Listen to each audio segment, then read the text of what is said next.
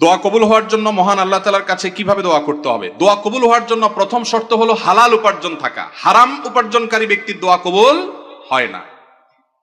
চুরি করে, ডাকাতি করে, টিন চুরি, গম চুরি করে এরপরে মক্কা শরীফ গিয়ে 2 হাত তুলে আল্লাহর কাছে চোখের পানি ফেলে দোয়া করছেন, হাদিস বলছে দোয়া কবুল হবে না। দোয়া কবুল হবে না। নবী করিম সাল্লাল্লাহু আলাইহি ওয়াসাল্লাম পরিষ্কার হাদিস আছে, অনেক দূর থেকে এলোমেলো চুল নিয়ে, ধুলোমলিন শরীর নিয়ে কেউ যদি কাবার চারপাশে হাত তুলে দোয়া করে, আন্না ইউস্তাজাবু লিযালিক, কিভাবে তার দোয়া কবুল হবে? নবীজি বলেছেন, কারণ দেহ, তার শরীর, তার সম্পদ হারাম দ্বারা গঠিত হয়েছে। এই জন্য দোয়া কবুলের জন্য প্রথম শর্ত হলো হালাল উপার্জন থাকা। কেউ যদি আগে হারাম উপার্জন করে থাকেন, এখন তওবা করবেন, মানুষের হক মেরেছেন, এখন ফেরত দিবেন, তারপরে আল্লাহর কাছে দোয়া করবেন, ইনশাআল্লাহ দোয়া কবুল হবে। দোয়া কবুলের দ্বিতীয় শর্ত হলো অন্তরের অন্তঃস্থল থেকে কায়মনোবাক্যে দোয়া করবেন, অন্য মনস্ক হয়ে না, দায় সারা ভাবে না, মনোযোগ দিয়ে দোয়া করবেন। দোয়া কবুলের জন্য আরেকটা গুরুত্বপূর্ণ শর্ত হলো হালাল বিষয়ে দোয়া করবেন। হারাম জিনিস আল্লাহর কাছে চাইবেন না, 2 নম্বর জিনিস আল্লাহর কাছে চাইবেন না। অবৈধ সম্পর্ক করার, কারোর সাথে অবৈধ রিলেশন করার, হারাম সম্পর্ক করার জন্য আল্লাহর কাছে দোয়া করবেন, এটা অবৈধ দোয়া, নাজায়েজ দোয়া, এটা করা জায়েজ নাই। বৈধ দোয়া করবেন, নেক দোয়া করবেন, ইনশাআল্লাহ আশা করা যায় আল্লাহ তাআলা দোয়া কবুল করবেন। দোয়ার ক্ষেত্রে আল্লাহর প্রশংসা, নবীজির প্রতি দুরূদ প্রেরণ, এরপরে আপনি যে কোনো চাওয়া পেশ করবেন, বৈধ চাওয়া। এবং দোয়া করার পর কবুল হচ্ছে না কেনার জন্য হুলস্থুল করবেন না। এই শর্তগুলো মেনে চললে কোরআন এবং হাদিসের আলোকে আশা করা যায় দোয়া কবুল হবে ইনশাআল্লাহ।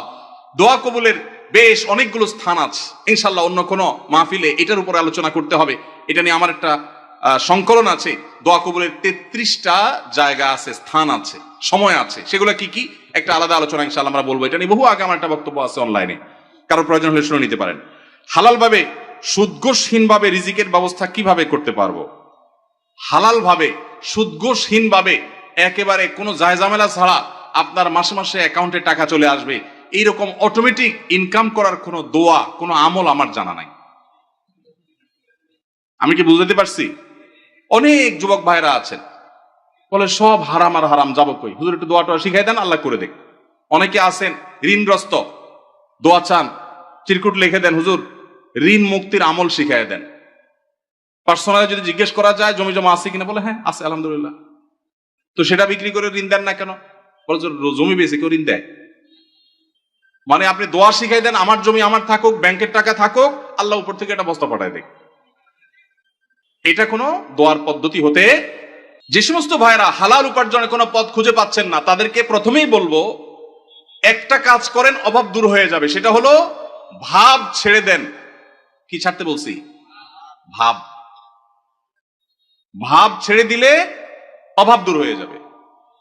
ভাব ছেড়ে দিলে অভাব দূর হয়ে যাবে। বুঝেন নাই কথাটা? আপনার সাথে যায় না এই কাজ, এটার নাম ভাব। এটার নাম কি? এটা আমার সাথে যায় না। আমি কিভাবে একটা শিক্ষিত ছেলে এই কাজ করি? এটার নাম ভাব। এটার নাম কি? এই ভাবের অভাবই বেশি। ভাবের অভাবই বহু লোক আছে, হায়রে কান্না